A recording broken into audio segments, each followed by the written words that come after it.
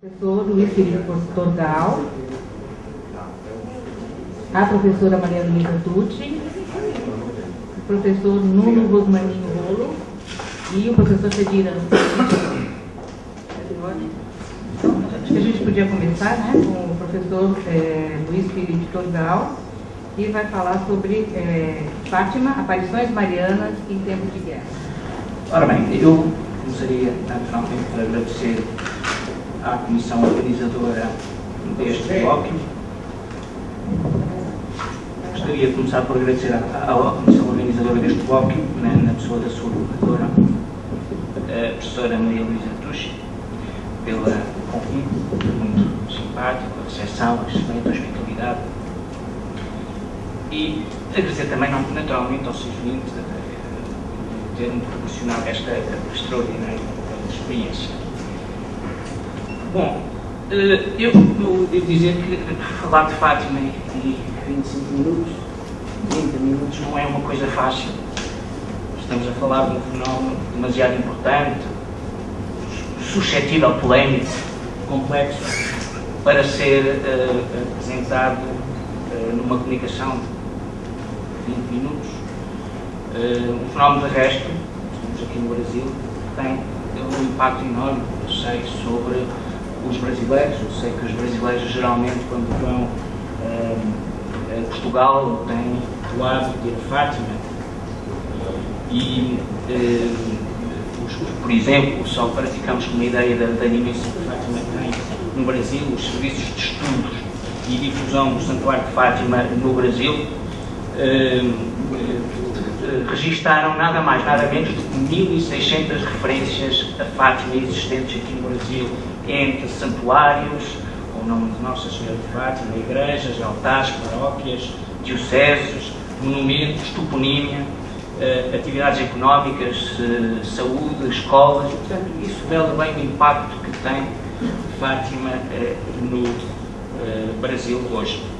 Bom, eu vou tentar, no fundo, falar em 5 notas, digamos, 5 notas que me parecem assim, mais importantes, fazer uma espécie de uma leitura crítica, uma leitura mais heterodoxa das aparições, sobre as aparições e o culto de Fátima. Um primeiro ponto, eu começaria por o primeiro ponto importante, só para nos localizarmos. Recordo que as aparições de Fátima ocorrem entre 13 de maio e 13 de outubro de 1917, são 6 aparições que ocorrem neste período, e a última é aquela mais expressiva, onde supostamente terão assistido qualquer coisa como 50 mil pessoas, segundo os jornais católicos. Os jornais republicanos não dirão a mesma coisa. E talvez seja interessante fazer esta pergunta: o que é que aconteceu no dia 3 de outubro de 1917 em Fátima? Ou seja, será que o Sol bailou? Será que o que aconteceu foi um fenómeno atmosférico mais ou menos banal que provocou uma ilusão de ótica no povo mais predisposto para o sobrenatural? Será que é um milagre? Será que, como pensam, enfim, os devotos católicos, será que foi uma farsa fabricada pela Igreja, como dirão os republicanos mais racionalistas, os livres pensadores republicanos? Bom, eu não vou entrar em grande debate sobre isso, mas queria deixar-vos para a reflexão 4 relatos que me parecem interessantes.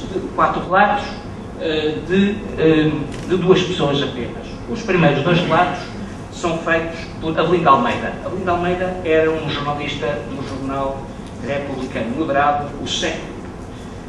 Era um ex-seminarista com alguma reputação de anticlerical, e ele esteve em Fátima no dia 3 de outubro de 1917.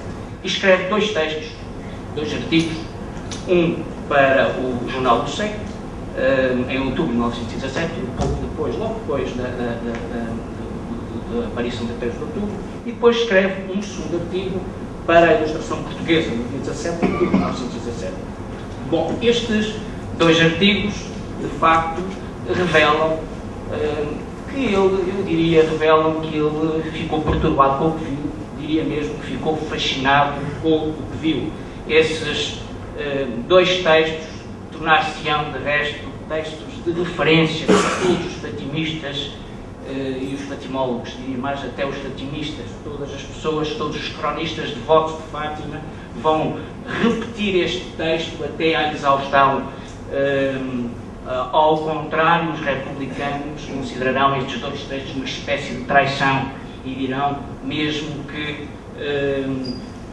os textos de Avelino de Almeida serviram interesses meramente mercantis, tiveram o objetivo deles era fazer com que os jornais, com que o Jornal do Século vendesse mais jornais.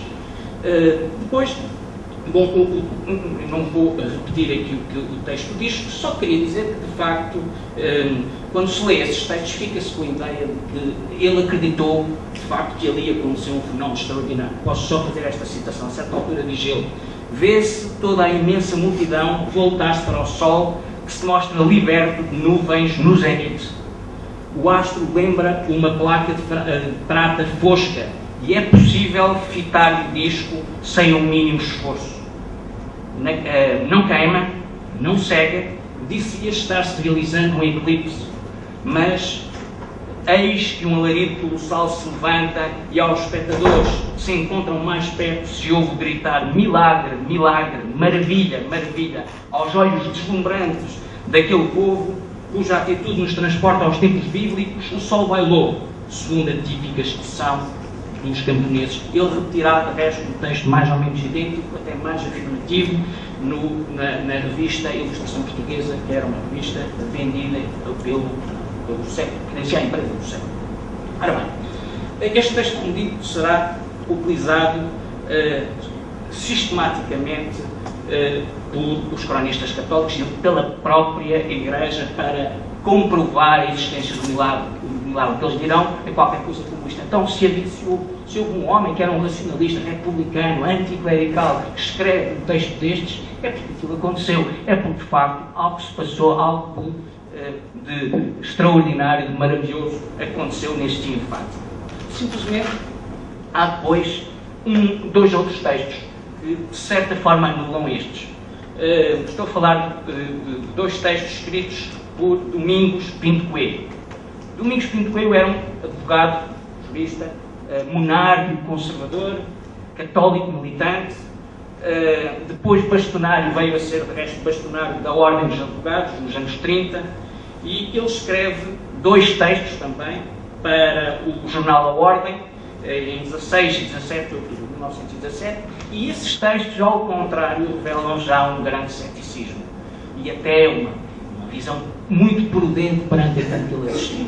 Diz qualquer coisa como isto: eu realmente no dia 13 de outubro de 1917 estive lá e detectei de facto um fenómeno fora de lugar, no sol, mas 3 dias depois, na varanda da minha casa, em Lisboa, eu achei de facto que vi um fenómeno idêntico. E eu posso até citar, que me parece que o texto vale a pena, citar só essa fase mais importante. O que víramos no sol, diz Domingos Pinto Coelho, o que víramos no sol era coisa excepcional ou reproduzir-se-ia em circunstâncias análogas? Perguntei ele. Ora, precisamente esta analogia e circunstâncias proporcionou-se-nos ontem. Pudemos ver o sol meio toldado de nuvens como no sábado. E, sinceramente, vimos as mesmas sucessões de cores, o mesmo movimento rotático, etc. Eliminando, pois, o único facto extraordinário, o que fica. Por ora, diz ele, respondeu, por ora as afirmações de 3 crianças e mais nada, é muito pouco. E logo a seguir, no dia seguinte, ele dirá: grande foi o desapontamento quando verificámos a inanidade do que na véspera nos parecia maravilhoso. Ora bem, reparem, ao contrário de Avelino de Almeida, estes depoimentos serão utilizados por os republicanos, justamente para dizer o seguinte: como se um católico, um fervoroso católico, um homem dos movimentos católicos diz isto, revela este ceticismo, é porque nada aconteceu em Fátima no dia 3 de outubro de 1917. Para terminar esta primeira nota, talvez valha a pena fazer esta pergunta: o que é que viram os pastorinhos, os 3 pastorinhos? Bom, nos depoimentos prestados ao Parque de Fátima, aqueles depoimentos que verdadeiramente interessam, porque são feitos imediatamente a seguir, imediatamente após cada uma das aparições, desde maio a outubro. O que é que nos dizem estes depoimentos? Jacinta e Francisco afirmam que viram a Sagrada Família, os elementos da Sagrada Família. Lúcia, a verdadeira protagonista de Fátima, é preciso dizer-se, vê de facto a Sagrada Família, a Senhora do Rosário, a Senhora das Dores e a Senhora do Carmo. A Sagrada Família terá ela visto junto do Sol, sobre o Sol. Passando ao segundo ponto, à segunda nota, eu acho que convém, obviamente, também contextualizar o período das aparições, quer dizer, eu diria, para utilizar uma expressão mais ou menos banal, quer dizer, as aparições acontecem num período marcado pela fome, pela peste e pela guerra, se assim se pode dizer. Reparem, a Primeira Guerra Mundial está a decorrer, começa em 14, vai até 18, portanto, não se esqueçam, as aparições acontecem em 1917, e reparem nestes dados de ordem estatística que me parecem interessantes. O primeiro contingente do Corpo Expedicionário Português parte para a Flandres em janeiro de 1917, portanto, no próprio ano das aparições. O primeiro soldado morre em abril. São cerca de 105 mil soldados mobilizados para a Flandres e a África, entre os quais estão 43 oriundos de Fátima, alguns eram familiares pastorinhos, os três videntes. 3 virão de resto a morrer, 3 soldados de Fátima virão a morrer. Uma em cada 13 famílias portuguesas viu partir um dos seus membros para a frente de combate. 8 mil mortos, qual é o saldo desta guerra? 8 para Portugal, cerca de 8 mil mortos, cerca de 8 mil feridos, números mais ou menos redondos, 9 mil incapacitados, 6 mil desaparecidos, 8 mil prisioneiros. Do ponto de vista económico, convém dizer que Portugal experimentava naquele tempo tempos particularmente difíceis, uma inflação galopante, desemprego, falta de géneros essenciais, racionamento, pobreza, miséria extrema, fome, fronte se sentir nos meios urbanos e nos meios rurais, uma onda de greves e de motins de fome, como por exemplo a revolta da batata, que ocorre precisamente em Lisboa em maio de 1917, o mês das aparições, e que depois provoca vários mortos, centenas de mortos mesmo em Lisboa, e que se arrasta depois ao Porto. De um outro ponto de vista, é também um período marcado por epidemias e a grande pandemia da pneumónica. Primeiro, epidemias de tifo, de varíola, que vinham de trás, e depois a grande pandemia da pneumónica, que decorre entre 1918 e 22, enfim, segundo os dados aqui divergem, mas a pneumónica terá sido responsável pela morte de cerca de 70 a 150 mil mortes, 70 a 150 mil pessoas. Portanto, e provocando uma bruta descida da esperança de vida das jovens e mulheres portuguesas. Por outro lado, a questão política, que não pode também ser esquecida naturalmente, Portugal vivia sob o signo de um regime republicano, laicista, radical, anticlerical, presidido naquela altura por Afonso Costa. Era Afonso Costa que estava no poder desde abril de 1917, que estava no poder, à frente do Partido Democrático, o grande partido do regime. E recordo que o Afonso Costa tinha sido responsável, após a Revolução do 5 de Outubro, tinha sido responsável por um conjunto de decretos e pela famosa lei da separação do Estado da Igreja, uma lei que, de certa forma, pretendia secularizar o Estado, laicizar a sociedade, remeter, no fundo, a religião para a esfera da vida privada, mas também, até certo ponto, colocar a Igreja numa situação de dependência face de submissão, de dependência face ao Estado da Igreja, uma situação de submissão, digamos, e até de alguma objeção, eventualmente, face ao Estado. Recordo só algumas das medidas dessas leis: a nacionalização dos bens da Igreja, a expulsão das ordens religiosas, a gestão da vida religiosa confiada a associações cultuais abertas a não católicos, a proibição de cerimónias religiosas em locais públicos, a proibição do clero de ensinar e de usar trajes estalares na rua, a extinção dos feriados religiosos, com exceção de Natal, que passa a ser considerado o dia da família, a abolição do ensino da doutrina cristã nas escolas, o encerramento de seminários e colégios católicos, o registro civil obrigatório e exclusivo para nascimentos, casamentos e óbitos, a lei do divórcio e por aí fora. Note-se como reação, a Igreja não vai aceitar, de facto, esta lei, vai reagir, cria-se um clima quase de guerra entre setores, entre a República e o poder republicano e, por outro lado, a hierarquia da Igreja. A Igreja, de resto, nunca assumirá perante a República uma situação clara, quer dizer, ela nunca, por exemplo, chega a condenar abertamente as incursões do Norte, as incursões monárquicas do Norte. Muitos sacerdotes republicanos vão excomungar muitos republicanos, e ela só verdadeiramente virá a reconhecer a República em 1918. Terceiro aspecto importante, terceira nota que me parece importante. Bom, é que as aparições de Fátima não foram na época um fenómeno teofânico original e afinal retomaram uma velha tradição nacional. Quer dizer, quando a gente olha para a história de Portugal, ela está cheia de milagres deste género.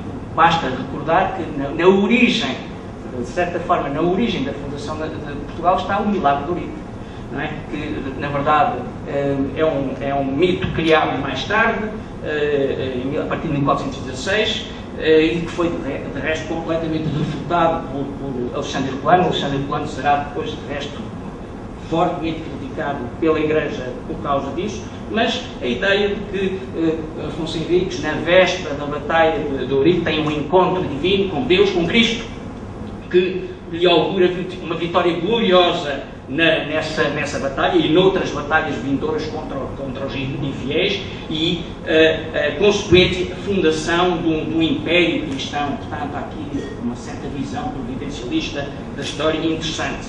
Bom, por outro lado, se nós corremos o país de norte a sul, nós vamos confrontar-nos com uma série de santuários que resultam de uma série de histórias de aparições. Aparições marianas ou de imagens de Maria, da Virgem Maria. Posso citar algumas: Nossa Senhora da Nazaré, na Nazaré, Nossa Senhora das Preces, Oliveira do Hospital, distrito de Coimbra, Nossa Senhora do Monte Alto, junto a Arganil, Nossa Senhora da Peneda, em Arcos de Valdevez, Nossa Senhora da Lapa, em Semancelho, Nossa Senhora do Almortão, em Itanha Nova, Nossa Senhora da Graça, em Lisboa, Nossa Senhora da Rocha, em Carnaxide, portanto, Nossa Senhora dos Milagres, em Gramados, são muitas, são centenas. Eu citei, esta citação foi puramente aleatória, são centenas e centenas de cultos marianos que resultam de supostas, de alegadas aparições ou de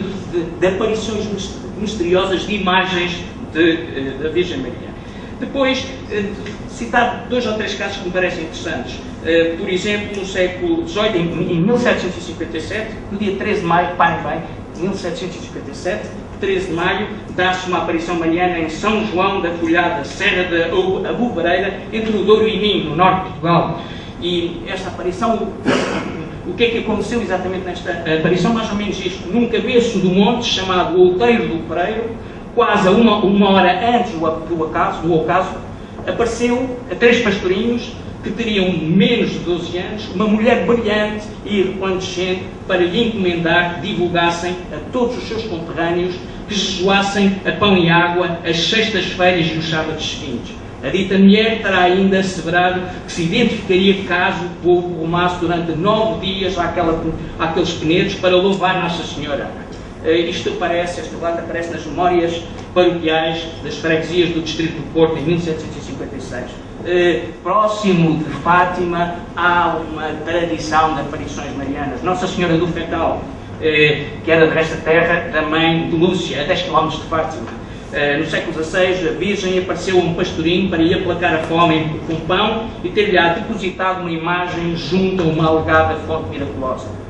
A 2 km de Fátima, um outro santuário, Nossa Senhora da Ortiga, é uma visão que remonta ao século XVII. Nossa Senhora terá aparecido a uma pastorinha muda na casa de Santa Maria, no casal de Santa Maria, terras da Colegiada de Orém, por Ângua, e pedindo-lhe uma ovelha e a edificação de uma capela no local. A oferta do animal foi premiada com uma imagem da Virgem encontrada entre as urtigas. Terá sido no exato local onde a imagem foi descoberta pelo pai da pastorinha que se construiu a capela pretendida pela aparição. Depois, já mesmo no período, digamos, que antecede e que sucede a 1917, 1916, 17 e 18, se a gente pegar, consultar os jornais da época, encontra uma série de aparições, eu diria dezenas de aparições, relatos de dezenas de aparições em Partilhó, Conceitos da Reja, Espinho e Monção, onde a Virgem Maria era vista sob o próprio planeta Vênus, Alcanhões, Póvoa de Santarém, Estremoz, Póvoa de Varzim, Ponte da Barca, Bitarães, Abelheira, Constância, Água de Pau, nos Açores, onde é muito interessante porque é uma espécie de repetição do milagre do Sol de Fátima. Esta acontece em 1918 e ouçam este relato de um jornalista local, de um periódico local, que lá esteve e que relata desta maneira o dito milagre do Sol. O Sol havia-se despido, isto acontece em 13 de julho de 1918, portanto já depois de Fátima. O Sol havia-se despido do seu grande brilho para melhor o fitarmos. Parecia um espelho quase na perfeição, deixando-me ver no seu centro coisas semelhantes a figuras que a minha vista infelizmente não pôde distinguir, mas que milhares de pessoas que estavam em volta de mim diziam a uma voz com grande satisfação e assombro serem de Nossa Senhora, de Nosso Senhor, de anjos e de uma igreja. Em seguida, uma nuvem correu sobre o sol, que para logo se apresentou do mesmo modo e outra vez com figuras, depois de por alguns segundos dar um movimento como uma roda de fogo preso.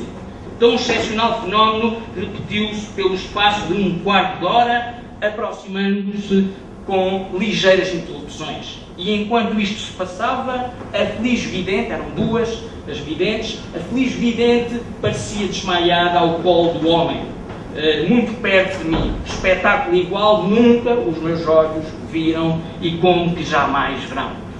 Ainda para terminar este ciclo de visões, um outro que é muito interessante também porque acontece 3 dias antes da primeira aparição de Fátima, acontece em Ponta Barca, no conceito de Ponta Barca, Vila Chã, conceito de Ponta Barca, a chamada Senhora do Barral, hoje há lá uma pequena ermida, e é onde se presta a devoção à Senhora da Paz. Em 10 de maio de 1917, um pastor com cerca de 12 anos chamado Severino Alves, contemplado com as aparições de uma senhora vestida de branco, pede-lhe para dizer aos outros pastores e às mães dos soldados que rezem o texto em sua homenagem. Em compensação, prometia acudir ao mundo e aplacar a guerra. Reparem que, de resto, estas aparições de 1916, 17, 18, estão todas elas associadas à questão da guerra. A ideia da oração para que a guerra termine. Bom, terceiro ponto que me parece importante. Eu diria que é um dos pontos cruciais até da minha investigação. É porque nós temos sempre a ideia de que foi, na verdade, Fátima que se impôs à Igreja. Esse é o discurso, digamos, oficial da Igreja, desde que foi produzido pelo Cardeal Cerejeira, desde os anos 30, mas até antes disso pelo Bispo de Leiria. A ideia de que Fátima era um fenómeno de tal forma maravilhoso que a Igreja foi obrigada a aceitá-lo, a acreditar nele. Bom, eu diria que as coisas não são exatamente assim. Eu diria que eu inverteria esta frase. Eu diria que é, de facto, a Igreja que acabará por impor Fátima. Melhor dizendo, eu acredito que Fátima foi um fenómeno de religiosidade popular igual, muito idêntico todos estes que eu acabei de citar e que surge num contexto económico, social e político muito próprio, que eu acabei também mais ou menos de descrever, mas depois a Igreja vai de facto aproveitar-se dele. Nomeadamente, ora, reparem quase nesta cronologia dos acontecimentos que nos explicam isto. Em janeiro de 1918, a última aparição tinha sido em outubro de 1917, em janeiro de 1918 é restaurada a Diocese de Leiria. Reparem que, entretanto, tinha já havido uma revolução em Portugal, em dezembro de 1917, uma revolução que tinha colocado no poder Sidónio Pais, que tinha afastado o Partido Democrático e o próprio Afonso Costa, que era, no fundo, uma espécie do anticristo, do Marquês de Pombal da República, e o sionismo vai, de facto, no fundo, entrar num processo de acalmação com a Igreja Católica, de reconciliação com a Igreja Católica. Vai admitir, de resto, monárquicos e católicos no sistema político. Bom, depois de 3 de outubro de 1917, os jornais católicos passam a fazer a publicação de Fátima sem grandes reservas. Isso parece-me evidente quando a gente pega nos jornais a partir de outubro. Se até aí havia dúvidas, eles a partir daí passam a falar de Fátima de uma forma muito simpática, quase apologética, diria eu. Introduzindo, de resto, depoimentos permanentes de pessoas que supostamente lá estiveram e que assistiram ao milagre e confirmam a existência do milagre.